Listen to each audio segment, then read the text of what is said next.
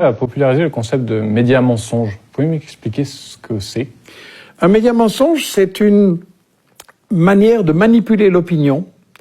Moi, j'ai travaillé ça dans ce que j'appelle la propagande de guerre, qui est un concept qui vient de l'historienne Anne Morelli, qui a étudié l'histoire notamment de 14-18.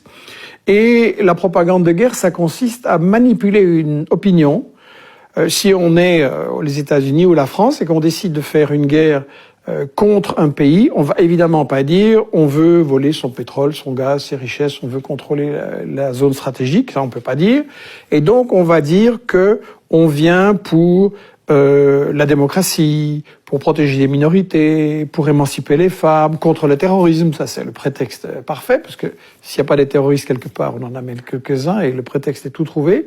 Et donc, la propagande de guerre, pour moi, ça se caractérise par le fait de toujours cacher les intérêts économiques, de toujours cacher l'histoire, c'est-à-dire le rôle que les puissances coloniales ont joué dans certaines régions pour diviser, pour régner, pour dresser les peuples les uns contre les autres et garder le contrôle. Ça se caractérise par démoniser l'adversaire, c'est-à-dire présenter des images de préférence qui le montrent comme un monstre, comme un grand danger, etc.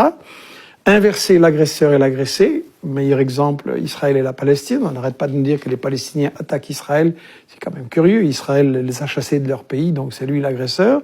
Et le cinquième principe de la propagande de guerre, c'est monopoliser le débat, c'est-à-dire empêcher... Vous savez, quand il y a une guerre, il y a toujours forcément au moins deux avis. Et donc, un spectateur devrait entendre les deux avis pour se faire son opinion. Et nous, à la télé, on a un seul avis. Il n'y a pas de débat contradictoire. Il faut toujours être pour la guerre. C'est patriotique, c'est humanitaire. Et donc voilà, ces 5 principes de la propagande de guerre, c'est ça qui est derrière ce que j'ai appelé le média mensonge. Je ne veux pas dire par là que les journalistes sont tous pourris. Je veux dire que le système des médias auquel nous sommes soumis en France, en Belgique, aux États-Unis, c'est un système qui, comme le disait Herman et Chomsky dans ce livre « Fabriquer un consentement » que nous avons réédité là, et qui, à mon avis, le livre qui explique le mieux les problèmes des médias en Occident, il disait, voilà, les médias ne sont pas là pour informer le public, mais pour lui faire accepter les décisions, les choix, les stratégies des gouvernements. D'accord. Est-ce que vous pouvez me donner d'ailleurs un exemple? Est-ce que la Libye...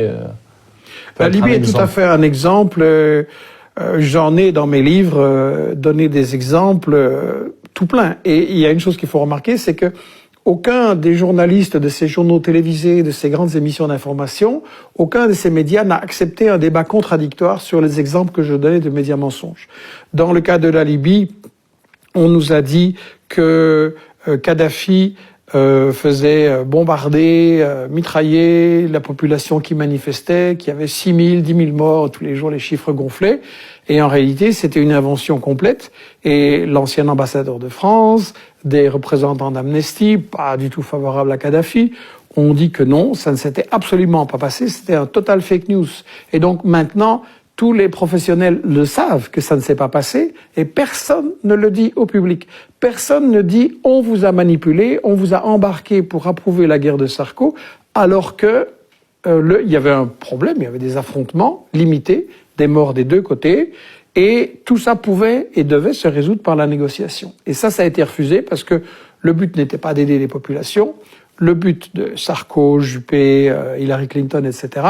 était de faire main basse sur l'argent, sur le pétrole de Kadhafi, sur ses réserves en argent, un pays qui n'était pas endetté, c'est extrêmement rare, qu'on ne pouvait pas faire chanter, et un pays qui servait de banquier alternatif, de FMI alternatif pour les pays africains qui voulaient échapper au chantage justement du FMI, de la Banque mondiale, des multinationales, et qui leur faisait un développement. Donc on a vraiment tué un peu un sponsor de l'Afrique en l'assassinant, ce qui était le plan depuis le début. Donc la campagne de Libye, c'est vraiment un festival de fake news. Et la grande question, c'est pourquoi les journalistes qui ont fait ça refusent qu'on en débatte et qu'on en discute maintenant? Pourquoi il faut tourner la page et oublier ce qui s'est passé? Alors que les résultats sont catastrophiques. On nous avait dit on va apporter la démocratie. C'est quand même rigolo. En Libye, maintenant, vous avez 2 ou 3 ou 4 gouvernements. Vous avez la chasse aux Noirs, la chasse aux immigrés, la chasse aux femmes, vous avez de l'esclavage, c'est un foyer de terrorisme. Donc c'est catastrophique l'intervention de l'Occident. Donc vous estimez que les médias occidentaux en général sont assez suivistes dans la politique étrangère de leur pays? Je ne vais pas dire qu'il n'y a que les médias occidentaux qui font ça. Je pense que c'est quelque chose qui se produit un peu partout. Mais moi, je travaille là où je vis, sur ce que je lis, ce que je vois, ce qui influence les gens qui sont autour de moi. Donc je pense que dans chaque pays, c'est quelque chose qui doit être fait. Mais effectivement, les médias occidentaux sont plus que suivis, ils sont complètement intégrés. On va revenir aussi sur votre parcours.